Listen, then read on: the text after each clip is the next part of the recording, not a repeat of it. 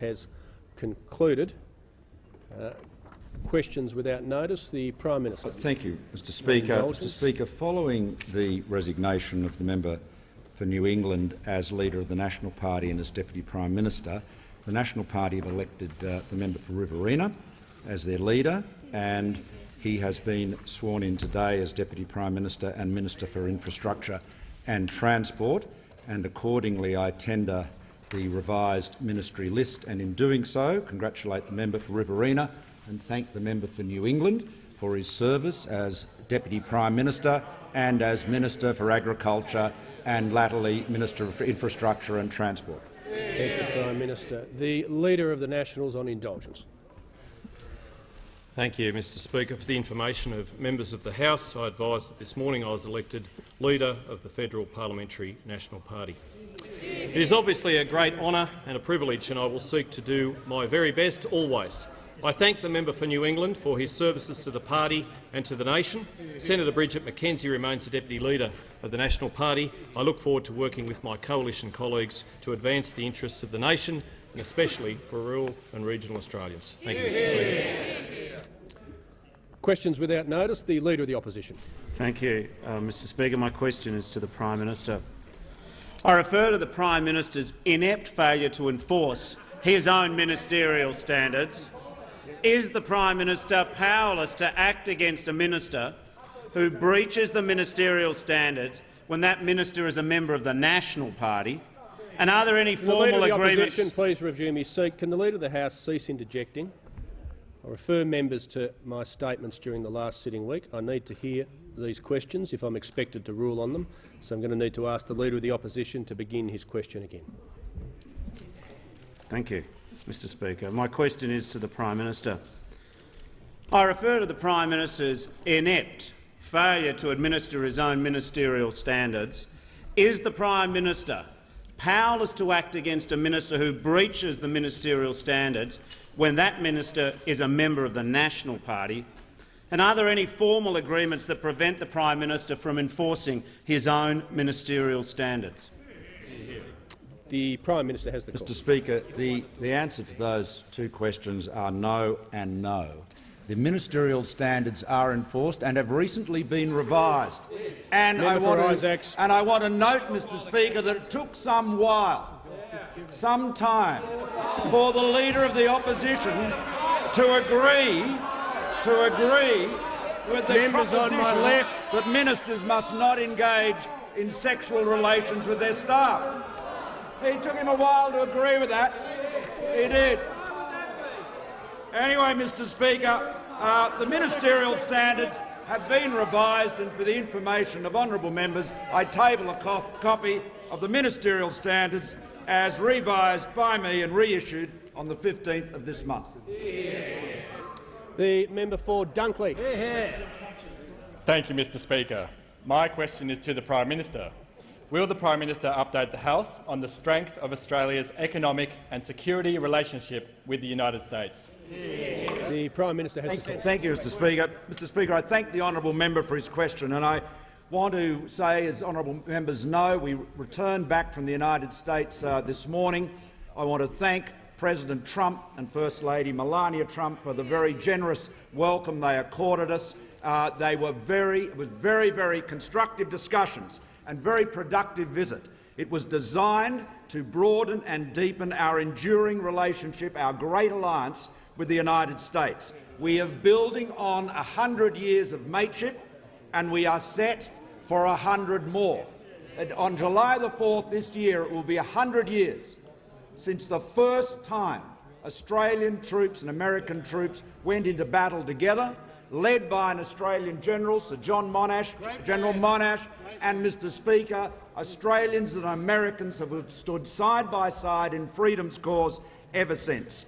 We committed to our shared endeavour in Washington to keep our people safe and secure, whether it is combating terrorism around the world and to maintaining the maximum pressure on North Korea to stop its reckless and illegal conduct. Now, along with security, jobs and the economy were at the forefront of my discussions with President Trump and senior members of his administration.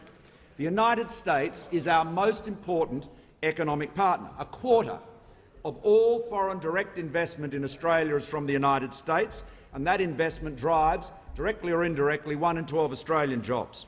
Now, our meetings with President Trump, Vice President Pence, Treasury Secretary Stephen Mnuchin, Fed Chairman Jerome Powell and the National Governors Association, together with premiers and chief ministers, confirmed that our trade and investment links with the United States have never been stronger. Mr. Speaker, it was impossible not to be struck by the sense of economic optimism and growing business confidence in the United States. President Trump's company tax cuts have generated a real economic buzz in the United States.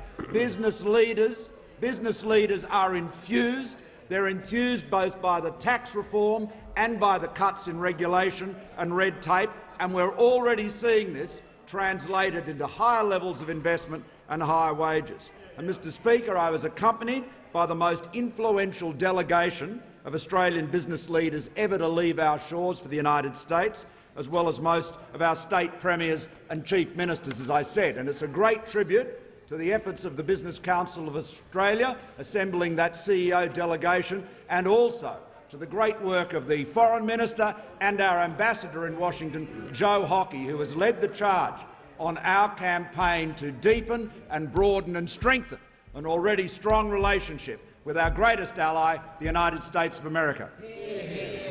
The member for Sydney. Thank you, Mr. Speaker. My question is to the Prime Minister. Is the Prime Minister aware that when asked why the secret coalition agreement should not be made public, the Deputy Leader of the Nationals said yesterday, and I quote, "The Governor-General is across it. That's all we need to worry about." Has this government provided a copy of the secret coalition agreement to the Governor-General, yes or no?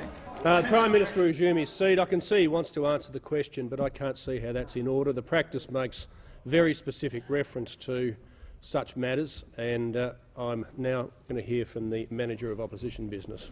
Thanks. You're on page 554, are you? No, 561. Righto. Let's go. And I if think you you go, better have a look at 554. Members on my right. because 561 deals directly with questions concerning the Governor-General. If the question itself only referred to the coalition agreement, then under your previous rulings it would have been automatically out of order. We wouldn't have risen to ask it. This question goes to the relationship with the Governor-General and whether particular documents have been given to the Governor-General. And the rules around those questions are very much that we must not Leader of the House must not reflect on the Governor-General in those questions, and we have not. You certainly haven't reflected on the Governor-General. Having listened to you, I'm still going to make the point now, that's only Monday, so I'm lenient to begin with, that the first part of the question was not in order. And I'm going to refer to my previous rulings that I will not persist in allowing questions that are, in my view, deliberately framed for the first part to be out of order, and then with something tagged on the end that tries to bring them in order. The Prime Minister can refer to the latter part of the question. I thank the Manager of Opposition Business. Thank you, Mr. Speaker. Mr. Speaker, the Deputy Leader of the National Party, Senator Mackenzie, in a magnificent interview on Insiders on Sunday, in which she underlined the enduring strength of our coalition with the National Party and the contribution it is making right now to creating thousands of jobs, 403,000 jobs in Australia last year. That was a great interview and showed her real mettle on that Insiders program. But, Mr. Speaker, in terms of the question relating to the coalition agreement, it is an agreement between two political parties. It is an administrative agreement only. It is not been made public in the past. That has been the practice. The Governor-General does not have a copy of it. The Senator Mackenzie, of course he doesn't have a copy. Senator Mackenzie was referring to Member for Gorton and Jagga. Senator Mackenzie was referring to the letter that each leader of the National Party provides to the Governor-General to confirm that the government has the support of the National Party, and that is always provided, and that is what she was referring to. The member for Robertson. Thank you, Mr Speaker. My question is to the Prime Minister. Will the Prime Minister advise the House how the government's plan for lower taxes will strengthen the economy, create jobs and grow wages, including in my electorate of Robertson? How do the government's plans compare with the experience of other developed countries? Member for Griffith will cease interjecting. The Prime Minister has the question. Yes, thank you very much, Mr Speaker, and I thank the honourable member for a question. Mr Speaker, we know that our pro-business, pro-investment, pro-jobs policies are delivering because we have seen 16 months of continuous jobs growth, the longest in more than 40 years, and we have seen last year the largest number of jobs created, 403,000 in any given year. And we know, Mr Speaker, 3/4 of them are full-time, 60% of them are women taking up those jobs. Female participation is at its highest rate ever. We are seeing the performance of an economy that is getting support from its government to deliver the jobs and growth we promised in the 2016 election. And, Mr Speaker, as I said in my earlier answer, you are seeing precisely the same response across the United States. You're seeing jobs growth, wages growth, investment growing, business confidence rising. The reality is, and it's always been the reality, if you provide incentives for business to invest, if you reduce business taxes, you get more investment. If you get more investment, you get greater productivity, you get more jobs, and you get higher paid jobs. Unless you have that investment, you won't get the growth that you need. And of course, the Leader of the Opposition used to say precisely that point. I practically paraphrased him a few years ago. The Shadow Treasurer wrote a book about it. He was so committed to it. That's what the Labor Party used to be in favour of. But now, Mr Speaker, now we hear that the national left faction of the Labor Party wants to increase taxes. It wants to have a kinder refugee policy. We know what that means. That means kinder to people smugglers. And what they want to do is jack taxes up. And we know that the member for Scullin and the member for Shortland are presented a paper outlining their priorities. And, Mr Speaker, what they quote, the paper has quoted them saying, we will be perceived, and rightly so, they say, as just a pale imitation of the Liberals if we support the tax cuts for large corporations, but just say let's wait a few years. Now, I wonder who they're referring to. Could it be the member for McMahon, as he goes from one boardroom after another to say, I have not lost.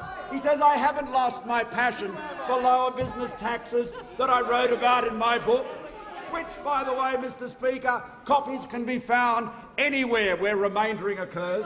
It's available right around the country. He goes and says it's just not the right time to have business tax cuts.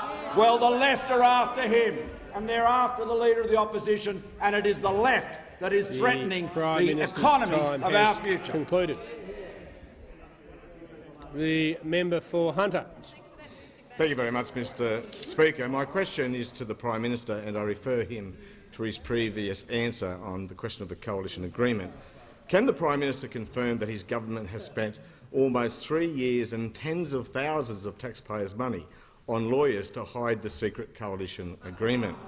Why is the Prime Minister spending tens of thousands of taxpayers' money in the Administrative Appeals Tribunal and the Federal Court to hide the inept deal the Prime Minister struck to get his job? Will he now commit to releasing the secret coalition agreement? That question is out of order. Yes, happy to hear from you. Except you couldn't hear it over. The Manager of Opposition Business. Mr Speaker, on raising a point of order, why don't I give you an explanation? It must be in order for us to ask about the cost of legal fees that the government has used. They can't be spending taxpayers' money and we're not allowed to ask about it. Look, I just don't. I made the point about the coalition agreement. It did refer to the previous answer. I've said on numerous occasions you just can't refer to a previous answer and ask a separate question. If you want to ask a question simply about legal cost, you need to frame it that way. The substance of that question— no, look, the member for Hunter will resume his seat. He's not going to help by interrupting at this point. He's certainly not going to help himself, put it that way. I'm making it very clear I'm not going to allow the practice to be warped. It specifically refers to coalition agreements. I think I said on page 554, it specifically refers to that. If you want to ask a question about legal cost, you need to ask that and not ask it under the cover of a coalition agreement, which is specifically in the practice as not being in order. So you've got a choice. You can rephrase it or we're going to move on. The member for Hunter. Thank you, Mr. Members Speaker. on my right. Members on my right. Thank you, Mr. Speaker. My question is to the Prime Minister, and I ask him how much his government has spent with respect to the lawyers it has engaged in the matter of Joel Fitzgibbon versus Malcolm Turnbull, Prime Minister of Australia. The Prime Minister has the call. Thank you, Mr. Speaker, and I'll get back to the honourable member on that. And I'm sure, Mr. Speaker, that in the honourable member's electorate of Hunter, that's what everyone's talking about. Oh, that's right. It's the coalition agreement and the legal costs. There's nobody there, no one there talking about jobs, are they, Member of Hunter? No one there talking about investment. No one talking about infrastructure. No one talking about national security. They're only talking about their out-of-touch federal member who doesn't want to focus on the real economic issues that secure their future. Mr. Speaker, the member for Hunter is an embarrassment. Just members on both sides could cease interjecting. Just before I call the member for Melbourne, I'd like to inform the House that we have present— if the Minister for Health could cease interjecting, I'm just trying to welcome a delegation. I think we ought to be able to do that. We have present in the gallery this afternoon a delegation from the Solomon Islands, accompanied by the High Commissioner to Australia. On behalf of the House, I extend a very warm welcome to you, and I call the member for Melbourne. Mr. Speaker, my question is to the Deputy Prime Minister. Documents available on the official climatechangeinaustralia.gov.au website state, and I quote, "Southwest Western Australia has already seen reductions in rainfall due to human influence, and further drying in winter is particularly confident prediction. The time of drought will increase over southern Australia with a greater frequency of severe droughts, high confidence." However, in your first speech only a few years ago, you said that just because there is less rain, and I quote, "It does not mean we all need to listen to a government grant-seeking academic sprouting doom and gloom about climate changing irreversibly." And then a couple of years later, you referred to it in Parliament as, and I quote, "so-called climate change." Deputy Prime Minister, are you still a climate change denier? The member for Melbourne has been in the House long enough to know that he needs to ask ministers about issues for which they're responsible, not about first speeches, not about any other speeches. Member for Melbourne can resume his seat. Member for Melbourne can resume his seat. The Deputy Prime Minister, as far as I am aware, with the tabling of the new ministerial responsibilities, is still the Minister for Veterans Affairs, and he is the Minister for Infrastructure and Transport, and that question in no way goes to his responsibilities. We'll go to the next question. See you later. See you later. If the member can resume his seat. The member for Melbourne is seeking to raise a point of order about a question which I've described as clearly out of order.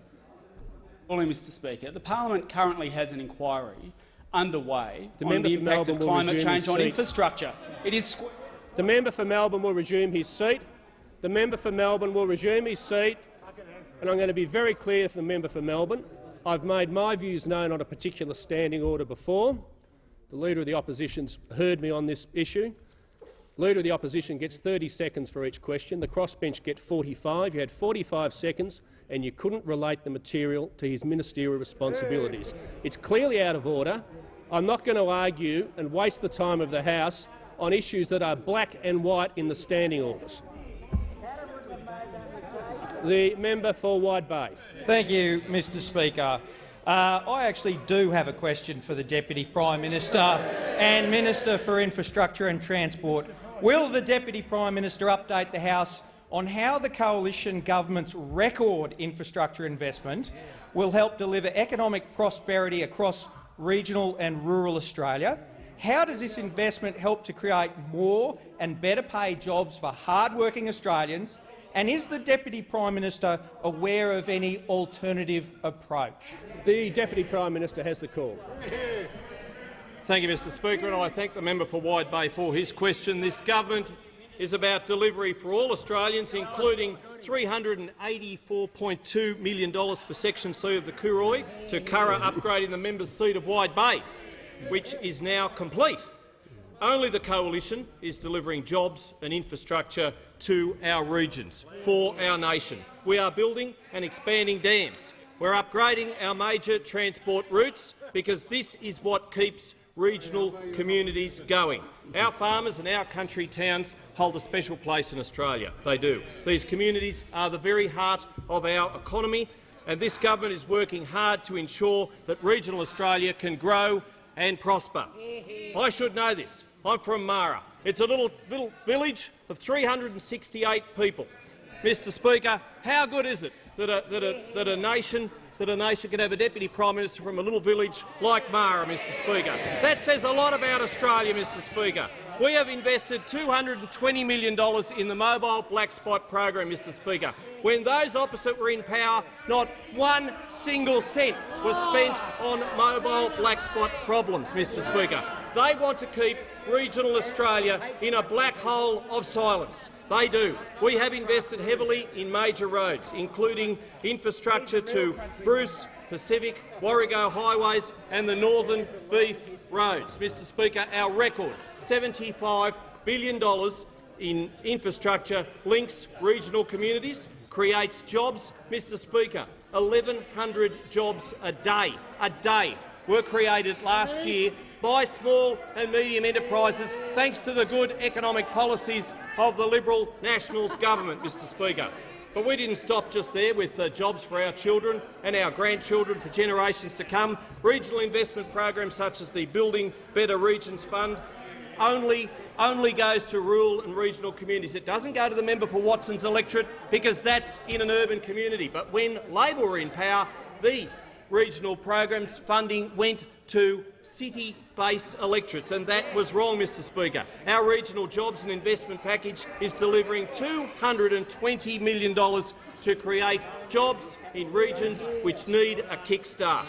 This government has done so much, Mr Speaker, and so much as far as infrastructure is concerned. And when it comes to infrastructure, Mr Speaker, there's no better project at the moment than the Inland Rail, the Melbourne to Brisbane Inland Rail, Mr Speaker. $10 billion, Mr Speaker, is going to deliver economic growth across the country. That word delivery, Mr Speaker. The Regional Investment Corporation will deliver $4 billion of farm business concessional loans. I could go on, Mr Speaker. Unfortunately, I've run out of time, Mr Speaker, but we are all about delivery and jobs. Just before I call the member for Kingston, I'd like to inform the House that we also have present in the gallery this afternoon His Excellency Dr Michael Polch, Ambassador and Head of Delegation of the European Union to Australia. On behalf of the House, I extend a very warm welcome, and I call the member for Kingston.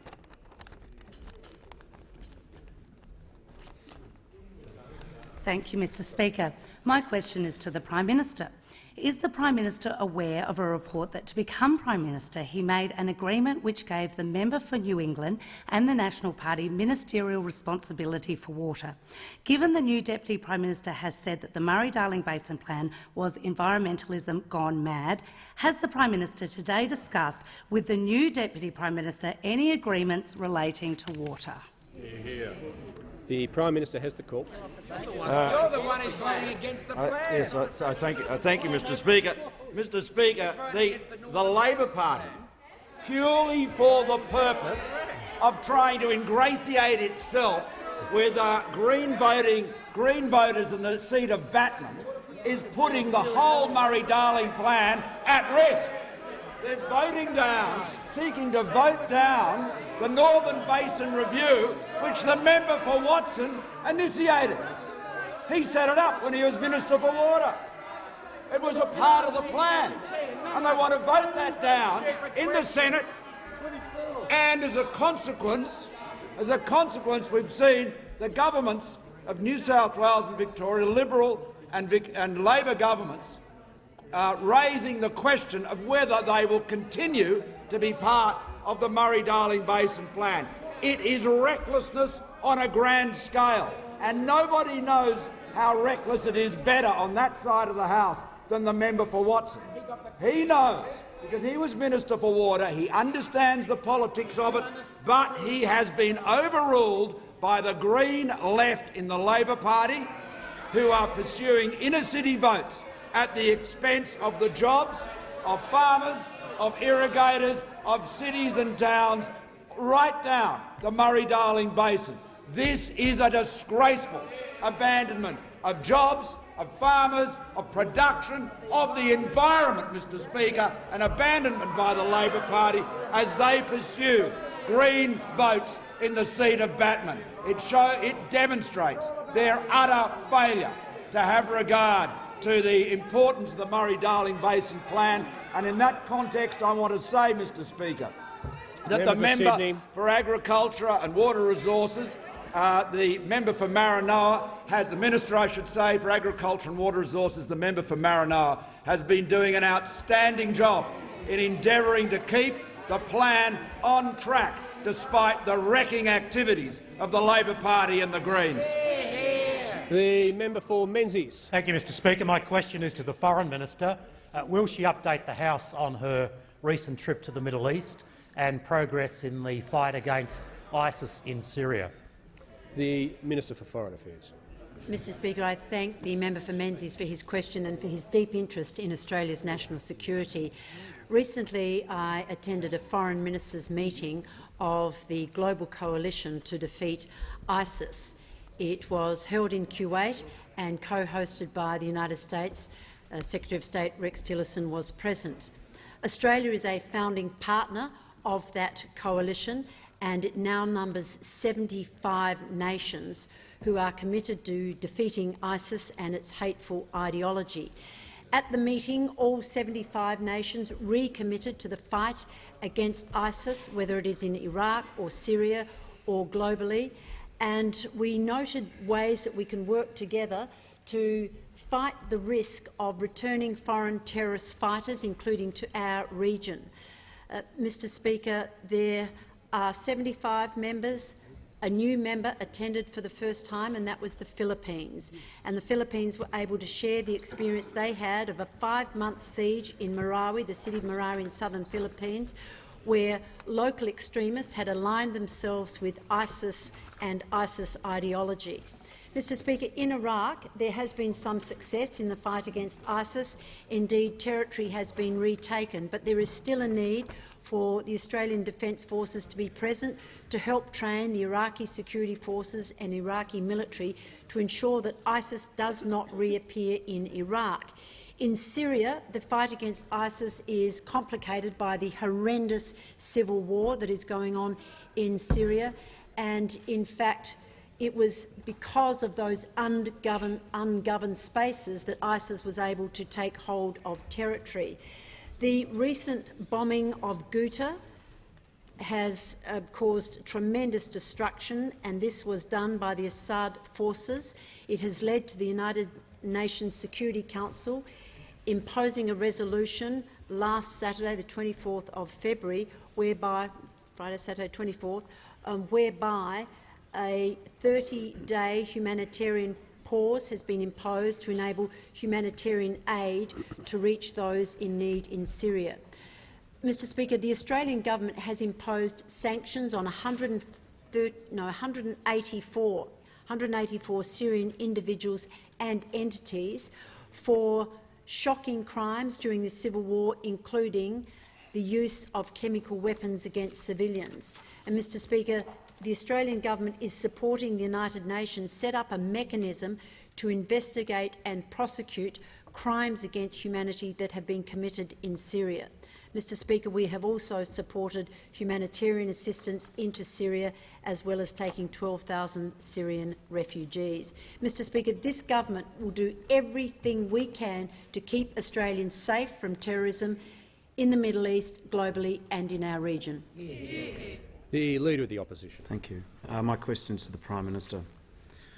Can the Prime Minister confirm that Australian charities will be caught in the government's foreign donation laws? And why is the good work of Australian charities being put at risk because of the Prime Minister's inept handling of foreign donation laws? Members on my left, the Prime Minister has the call. Thank you, Mr Speaker. Mr Speaker, there is a fundamental principle that I would have thought all members would agree upon, and it is this, that Australians should be the only ones that are putting money into Australian political contests. Surely we have enough pride in ourselves, in our nation, that we would say it is Australians that should be determining who sits on the Treasury benches here, and that we shouldn't have foreign organisations or foreign billionaires pouring money into Australian political campaigns. You would think that that would unite both sides of the House, but apparently not. Now, Mr Speaker,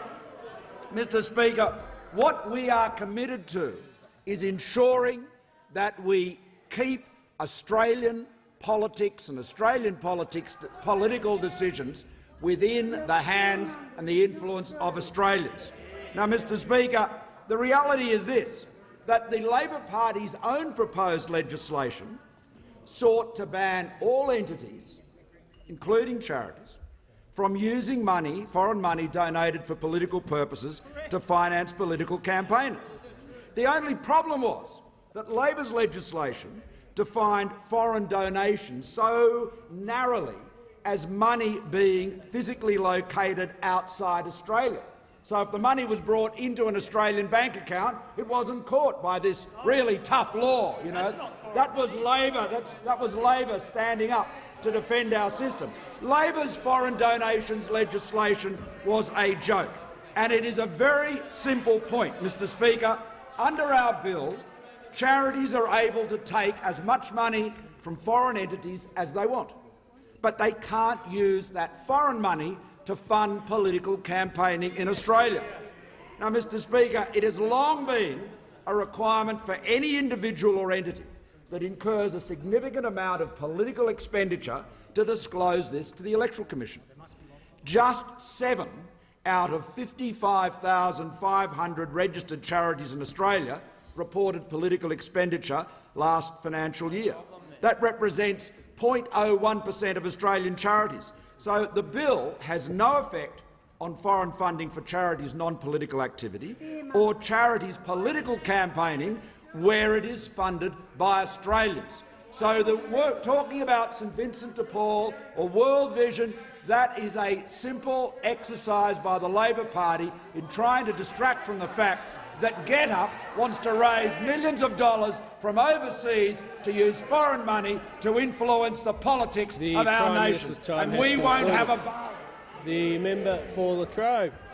Thank you, Mr Speaker. My question is to the Treasurer. Will the Treasurer update the House on recent data releases on wage growth and any recent commentary on wages growth in Australia? The Treasurer has the call. Thank you, Mr Speaker. And I thank the member for Latrobe for his question, because he'll be pleased to know, and he understands, like all of us on this side of the House understand, it has been tough for Australian wage earners over many years now, Mr Speaker. They have been grinding very hard on the wages issue. It is some great comfort. It's some people got a job last year, Mr Speaker, but the wages is the issue that they want to see change. Now, it was pleasing last week to see an improvement in the wage price index. It was modest, but it's starting to turn in the right direction. And also, it's pleasing to see that average weekly ordinary time earnings for full-time adults increased by 2.4%, which was the best result in 3 years. So they're encouraging figures, but there's more work to be done, Mr Speaker. But I'm asked about commentary. The Deputy Leader of the Labor Party, the Deputy Opposition Leader, said on the weekend, she said this: wages have grown by about $3 per year over the last decade. That's what she said. Now, I thought that doesn't sound right, Mr Speaker, at all. What the Deputy Leader has done is she doesn't know the difference between average increases per week and average increases per year, Mr Speaker. Because if you look at the nominal, what people take home, the average increase per year for nominal incomes was $1,750 per year, Mr Speaker, not $3, Mr Speaker. But the other thing, I'll give her the benefit of the doubt. Maybe she was talking about real wages. And real wages was $150 a year, Mr Speaker. So after accommodating for inflation, so not only can she not tell the difference between per week and per year, but she also doesn't understand the difference between real wages and nominal wages. Now, I hate to inform her that there is a difference. Just like Africa is not a country and Libya is, real wages and nominal wages are different things. Mr Speaker, this side of the House is telling the truth about wages, we're telling the truth about jobs, and more importantly, we have the plan that is delivering for jobs and growth in this country. All we get from those opposite is deceit and mistruths seeking to scare people because they have no plan. The Leader of the Opposition. My question is to the Prime Minister. In Senate estimates during question time, it's been revealed that on the 21st of February the Prime Minister asked the Secretary of his department to provide advice on whether the member for New England had breached ministerial standards. This was 9 days after the Prime Minister was first asked about ministerial standards in Parliament. What prompted the Prime Minister to seek this advice then? What changed last Wednesday that caused the Prime Minister to initiate this inquiry? The Prime Minister has the floor. Well, thank you, Mr Speaker. Mr Speaker, the matter of compliance with ministerial standards is one I take very, very seriously. The advice on ministerial standards is given to me by the Secretary of my department, currently Dr. Martin Parkinson, the Secretary, and he's doing an outstanding job, I might say. So I requested that he provide that advice on 21st of February. Mr Speaker, there were constant claims that the member for New England had been in breach of the Statement of Ministerial Standards, but no particulars were being given. Members on my left. It was appropriate, and I discussed it with the member for New England, then Deputy Prime Minister at the time, that this work would be undertaken, and it was undertaken by the Secretary. He's written to me today to say that in light of I'll quote his letter, in light of Mr Joyce's decision to step down from the ministry, I've concluded there's little to be gained from continuing this investigation. He adds, however, I note, however, that the audit. Members on my left. The Secretary adds, I note, however, that the audit into the use of travel and travel-related expenses by Mr Joyce and Ms Campion by the Independent Parliamentary Expenses Authority is ongoing. The member for Bonner. Thank you, Mr Speaker. My question is to the Minister for Home Affairs. Will the minister update the House on the importance of a strong and consistent approach to border protection? Is the minister aware of any attempts to compromise Australia's borders? The Minister for Home Affairs. Thank the honourable member for his question and acknowledge the hard work that he does in his local community. And like on this side of the parliament, Mr Speaker, every member in Bonner believes in having strong, secure borders, particularly in this day and age, Mr Speaker. Now, there is an alternative approach, and we saw it under the Rudd-Gillard-Rudd years, Mr Speaker, where tragically 1,200 people drowned at sea. There were 8,000 children put into detention, and 50,000 people came on 800 boats. And, Mr Speaker, you would have thought that the Labor Party might have learned their lesson. But clearly, Mr Speaker, they haven't. Now, we have cleaned up Labor's mess. We've stopped the boats. We have stopped the drownings at sea. We've got those children out of detention, and we've closed 17 detention centres. So, Mr Speaker, I think most Australians would be amazed to hear that the Labor Party is proposing to walk away from the successful policies that we've put in place to keep our borders secure. Now, it should come as no surprise that the Shadow Minister has been in his role now for 583 days, but hasn't had the ability to ask one question on how all of this works, Mr Speaker. Now, I don't know what the problem is, whether he's not allowed to ask a question or he's embarrassed to ask a question, because maybe he knows that the Leader of the Opposition is preparing to trash the policy which has stopped the drownings at sea, stopped the kids going into detention and stopped the people smugglers being in control of this situation. Because, Mr Speaker, it's not only us, not only the coalition that is saying, Mr Speaker, that Labor will undo the policies and that boats will restart under the government that Mr Shorten may lead after the next election. It is important, Mr Speaker. Well, that's the possibility. It's a tragic possibility, but let's be honest about it, Mr Speaker. This bloke believes that he's got one foot in the door of the lodge, and the people smugglers are rubbing their hands together because they know, Mr Speaker, that under a Labor government the boats would restart. Now, I say it's not only us. Troy Bramston, who's got particular insights into the Labor Party, wrote in The Australian last week that Labor's left faction is pushing to increase taxes, boost union power, and listen to this, Mr Speaker, and abandon support for offshore processing of refugees and turning back boats in the lead-up to the party's national conference in July. He goes on to say, Mr Speaker, in July of 2015, Labor's national conference only narrowly backed Bill Shorten's position that the party support turning back boats of asylum seekers to deny them making landfall on the Australian mainland when it was safe to do so. The highly charged and emotional debate split the left faction and saw frontbencher Anthony Albanese, a leadership challenger to Mr Shorten, break ranks with his leader and vote to oppose turnbacks. The Labor Party is as divided as it's ever been when it comes to border protection policy. Concluded. The member for McMahon. Thanks very much, Mr Speaker. My question is to the Prime Minister. With wages growth at record lows under this government, why is this inept Prime Minister making working Australians pay $300 more a year in income tax while giving big business a $65 billion tax cut? The Prime Minister has. Thank you, Mr Speaker. Few people in this chamber have been as eloquent in their support for cutting business taxes as the member for McMahon. He even wrote a book about it. He wrote a book about it, and right now, as we all know, he goes around corporate Australia, the sort of trying to be the business-friendly face of the Labor Party, saying, "Don't worry, we understand the need to be competitive. We understand it, and you know, just wait, just wait."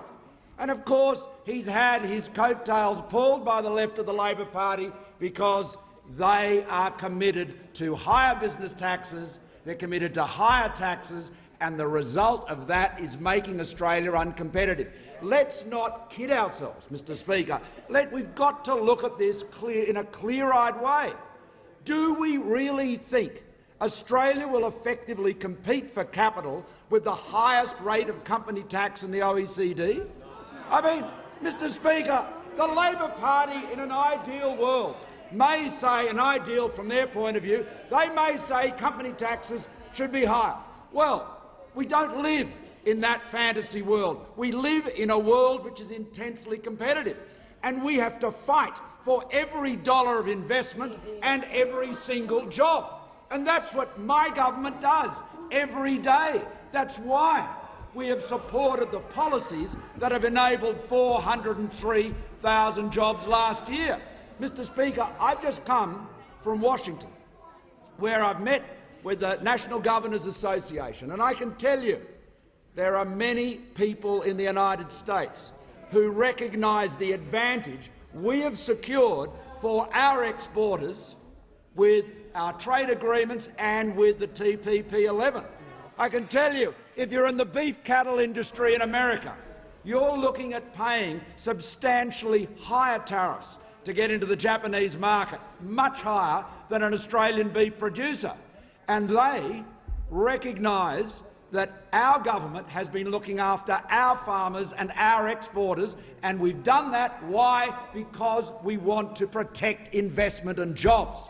Because we know that trade, open markets, leads to investment, leads to employment, lower taxes lead to investment and lead to employment. You look at the reaction to President Trump's tax cuts in the United States, they are forecasting it will add nearly 1% to GDP. Mr. Speaker, this is a massive adrenaline shot to their economy. They've done that, and then what does the Labor Party want us to do? Nothing, as usual. They wanted us to abandon the TPP, abandon our exporters. They want us to abandon our businesses by not competing. Mr. Speaker, we're for jobs, we're for investment, we're for Australia's economic future being secure. The member for Petrie. Thank you, Mr. Speaker. My question is to the Minister for Small and Family Business, the Workplace and Deregulation. Will the Minister please update the House on how implementing the Coalition's enterprise tax plan in full will benefit small businesses across the nation in states including like Tasmania and my electorate of Petrie? As the Minister consults, what are the sector's views and how does this compare to alternative approaches? I got that bit in. The Minister for Small Business. Thank you, Mr. Speaker, and I thank the member for his question. Again, as I said last week, he has a first-hand grassroots experience on the front lines that his family business now being run by his lovely wife. And I wanted to pick up on where the Prime Minister left off, because it goes further. The misunderstanding of business, Mr. Speaker, on the other side goes further than was being stated. The Treasurer and I on Friday visited Qantas talking tax cuts, and we found out from Alan Joyce, who's done a marvellous job reinvigorating that company, that some 3,000 SMEs are included in Qantas supply chains. And this is the part that gets so often overlooked. Business, Mr. Speaker, and I know you get this, does not operate in a vacuum. Business, irrespective of size, doesn't just engage with its customers, but more often than not, their customers are other businesses. If you leave more money, more profits from those businesses in their own bank account, they will invest engaging with other SMEs. And I heard it, Alan Joyce said to me, not just those 3,000, he gave a couple of particular examples in Tasmania. And in Tasmania alone, in the last 12 months, under the Treasurer and the Prime Minister's economic plan, 4,000 new businesses have opened up in 2017. Unemployment since the election of the Hodgman government has moved from 7.5% at the end of the Greens-Labor farce to now 5.8%. 10,500 jobs have been created. And last year, Mr. Speaker, despite 17,000 businesses not making $1 in profit, they paid $575 million to around some 16,000 employees. If you don't get the tax cuts and the reinvestment, those 17,000 businesses, those 16,000 jobs, some 6,000 more than the excellent stewardship of the Hodgman Liberal government has provided, the turnaround that has endured as a result will disappear most likely overnight, because they're not making a profit, they're paying them out of their own pocket. What's the alternative, I'm asked, Mr. Speaker? The alternative is the ACTU, Sally McManus, coming up with Labor Party policy. The member for O'Connor parroting it within 24 to 48 hours, and it ended. The member for Gorton, and then within 3 to 4 months, the Leader of the Opposition declares it as official Labor Party policy. The risk to small and family businesses in this country, and business irrespective of size, is that the opposition should take these benches, because if they did, I fear for the jobs of those hard-working Australians working in small and family businesses, not now but well into the future. The member for Perth.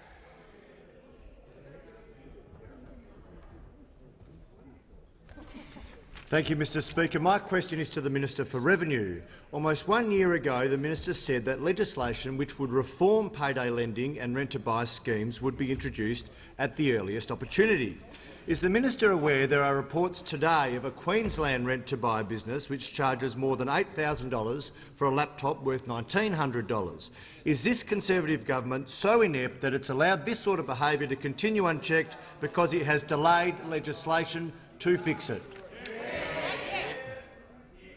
The Minister for Revenue and Financial Services. Members on my left, the Minister has the call.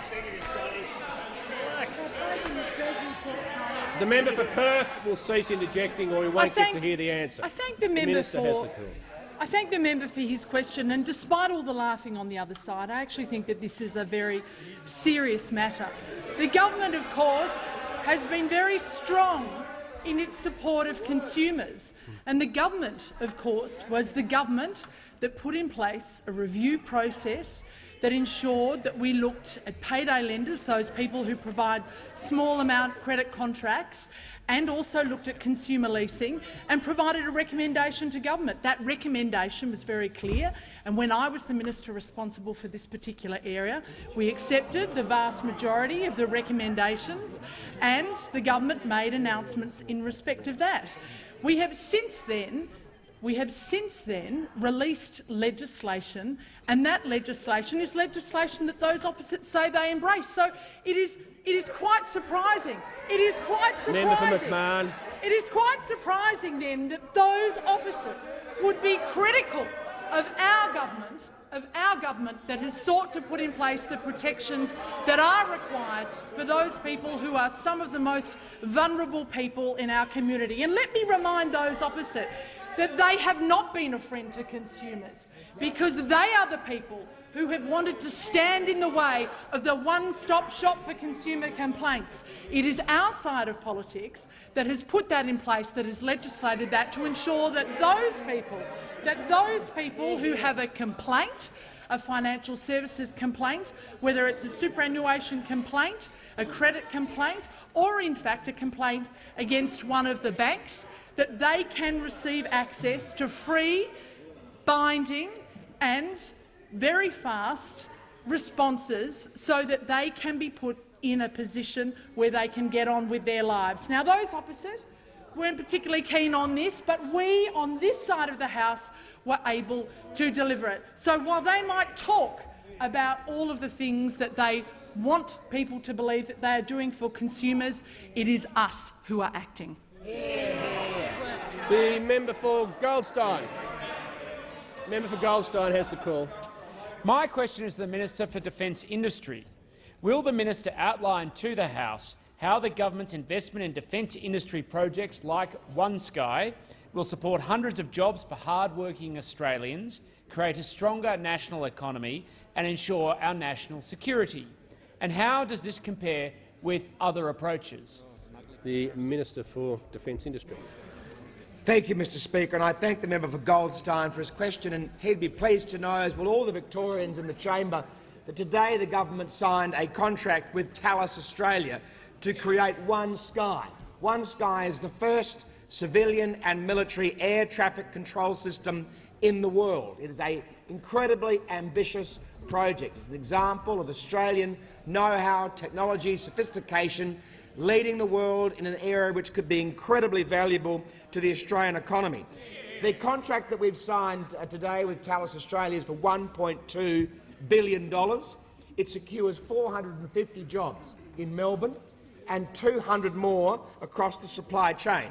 Businesses like Nova, in the member for Brisbane's electorate, Frequentis Australia, in the member for Lily's electorate, businesses called Nielsen, DESA and Stowe, 160 jobs spread across electorates in Gippsland, Newcastle, Wakefield, Western Sydney and Blair, Mr Speaker. The One Sky team, run by Thales Australia, has already created over $1 billion worth of exports out of this particular part of the economy over the last few years, growing from 30 to 450 Australians.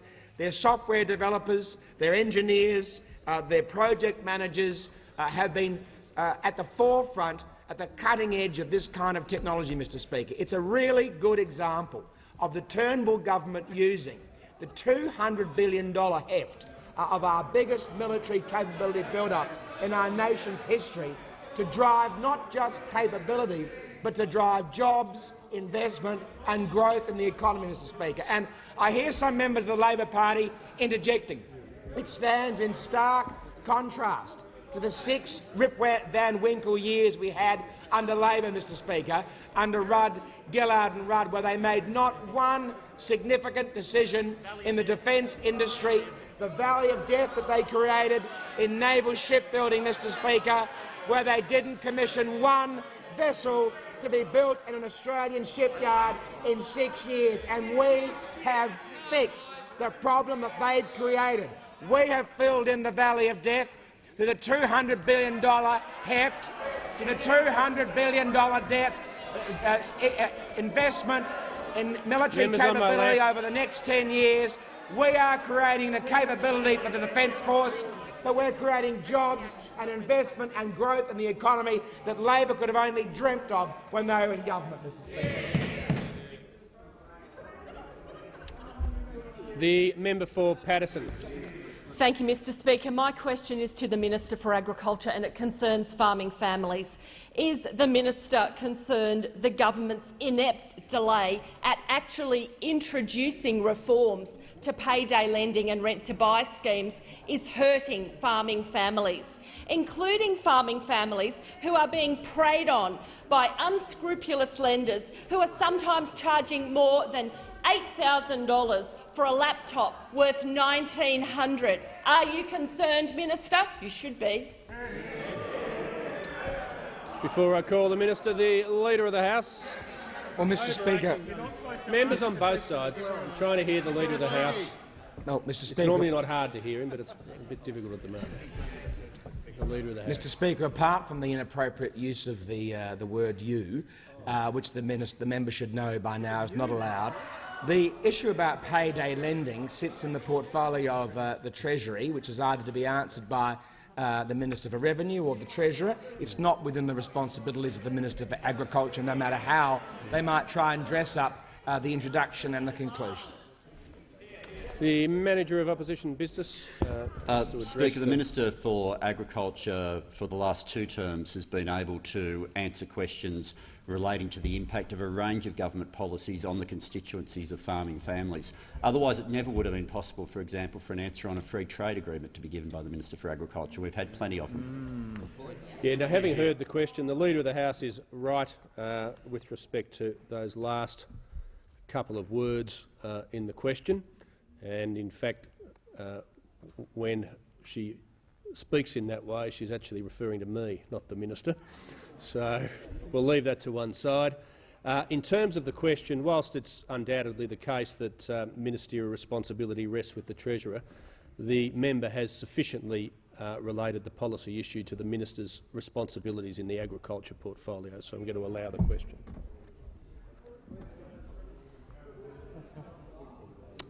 Well, thank you, Mr Speaker, and I thank the honourable member for the question. And again, the Labor Party only does half the job when it comes to research. They've taken a story out of the Courier Mail that's totally taken out of context in respect to numbers. Now, I'm going to put my hand up and say I'm a proud business owner, something those opposite wouldn't know anything about.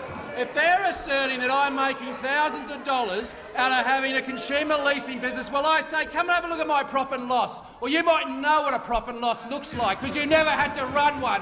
You know what? I'm proud to say that I put my hand in my own pocket and I've invested in a small regional community. I'm proud to say I put my hand in my pocket and I employ 4 people in a regional community.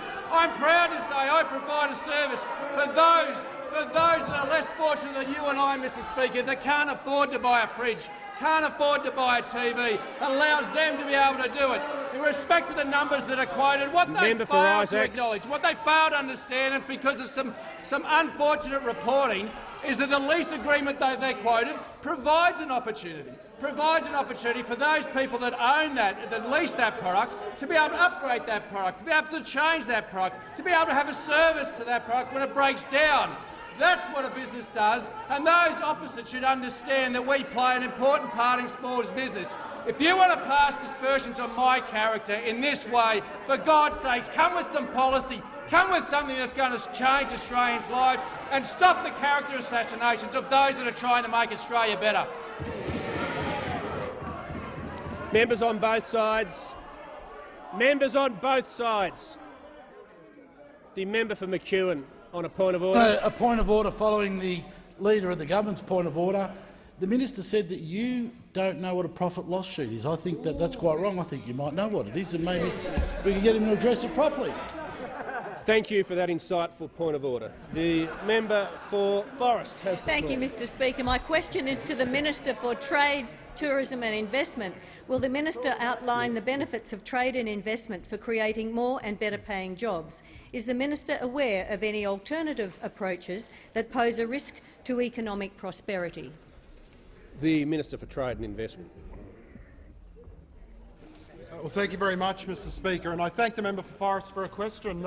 Another member of the coalition that's absolutely focused on creating export opportunities, in particular for Australia's small and medium-sized enterprises. And I note that the member for Forrest has actually quite a number of tourism-based small and medium-sized businesses that are using that tourism industry as well to drive export sales, and in particular the wine industry. And I note that Australia's wine industry has been absolutely booming in terms of exports, thanks to, in particular, the China-Australia Free Trade Agreement, which has seen China become Australia's largest export market for wine. Now, what that all means, Mr Speaker, is that it's Australians that are benefiting from that increased levels of export, and it translates into real jobs for Australian families, because we've seen such strong growth thanks to the free trade agreements that we've put in place now with Korea, with Japan, with China, and the fact that we've also now put in place new free trade agreements with Peru and the TPP-11, as well as a focus that we're putting on Latin American countries, including negotiations now with the Pacific Alliance. So that's been what this government's been focused on. And I had the pleasure of being with the Prime Minister in the United States, together with representatives from a number of key Australian businesses, major Australian businesses that are responsible for employing tens of thousands of people.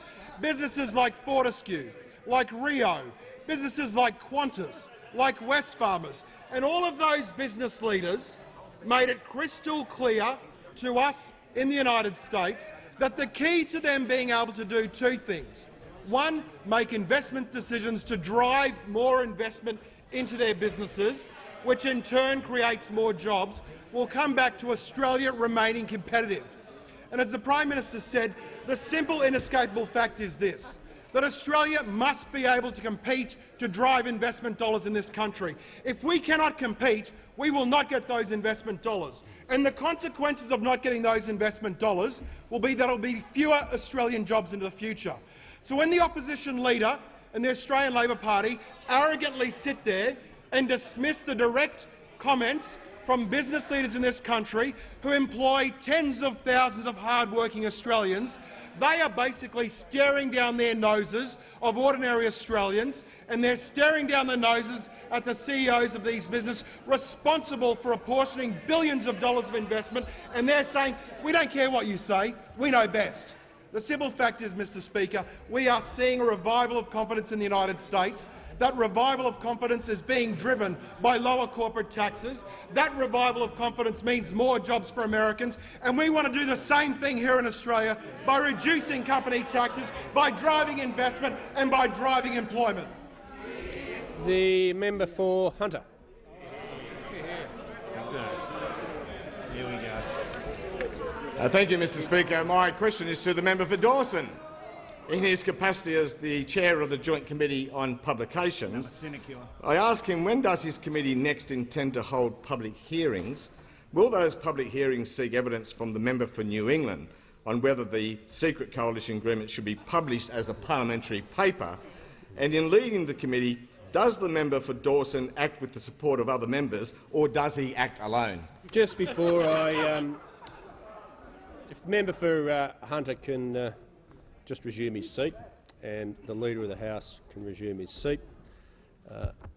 The first part of that question, relating to when the committee is scheduled or plans to have its next public hearings for the Publications Committee is the only part of the question that is in order.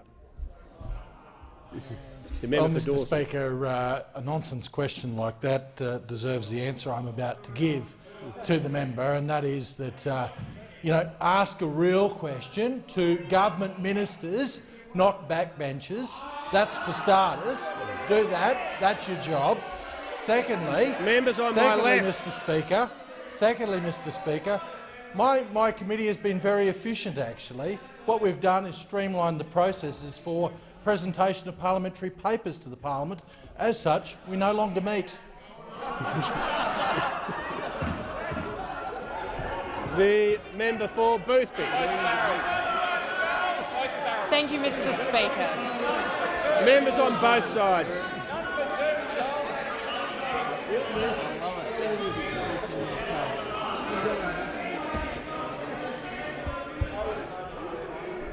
The member for Shortland.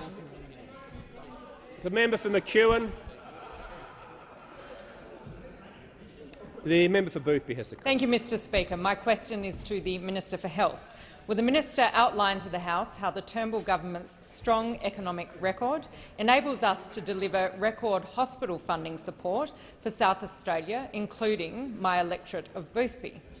Is the minister aware of an alternative approach which weakens the delivery of services for patients? The Minister for Health has the call. Thank you very much, Mr. Speaker, and I want to thank the member for Boothby, whom, as we know, is a proud graduate of Flinders University, but was dismayed when the Flinders University Medical Centre had the lights turned out and embryos were destroyed due to a power failure under Labor's watch. She asked about strong economic management and what that's allowed us to do as a government in terms of delivering record funding to South Australia. What we've seen under this government is a 26% increase in Commonwealth funding to South Australian hospitals. What we've seen over the same period of time from the South Australian Labor government is a 6% increase of South Australian funding to their own hospitals. 6% under them, 26% under us. In her own electorate, however, in the electorate of Boothby, what we've seen is an even greater increase in Commonwealth funding of 31% over that period of time. And that only comes about when you run a strong economy and you run a careful budget and you're able to pay for and deliver real increases in funding. That's what's occurred on this side of the House. On the Labor side of the House, for which they apologise on every occasion for every mistake of South Australian Labor, what we have seen is the extraordinary situation in the last full South Australian year where SA Labor actually decreased overall health expenditure by $7.5 million. So whilst we're going through a period of growth of $500 million a year in South Australia in funding to South Australian hospitals, $500 million increase, SA Labor actually decreased funding by $7.5 million. But it's even worse than that. We've seen the catastrophe. We've seen the catastrophe of the Royal Adelaide Hospital, $640 million over budget, 17 months late. We've had the lights turned out on the Royal Adelaide Hospital, and only last week we saw that a prisoner was shackled for 48 hours to a bed in the emergency department. Well, today we've seen another scandal in South Australia, where on the front page of the Adelaide Advertiser today, mental health patients wait 4 days in emergency department because no beds are available in 2 Adelaide hospitals, the Queen Elizabeth Hospital and, of course, the Royal Adelaide Hospital. This is a living nightmare for South Australian residents who are seeing a government which cannot run the electricity system, which cannot run a budget and which cannot even run a hospital. Record funding from us, cuts from the South Australian Labor Party, cuts from the South Australian government, and it's time that this Labor Party stopped apologising for their hopeless mates in South Australia. The Prime Minister. Thank you, Mr. Speaker. I ask that further questions be placed on the notice board.